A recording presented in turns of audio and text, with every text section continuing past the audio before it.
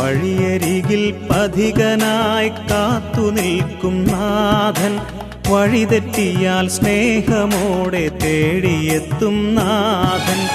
അകലെ നിന്നും കാണും നേരമോടിയെത്തും ചാരേ, സ്നേഹമോടെ ചേർത്തു നിർത്തിയും വയ്ക്കും നാഥൻ.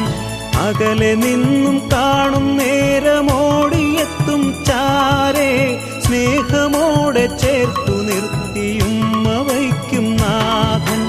വഴിയരികിൽ പഥികനായി കാത്തു നിൽക്കും നാഥൻ, വഴിതെറ്റിയാൽ സ്നേഹമോടെ തേടിയെത്തും നാഥൻ.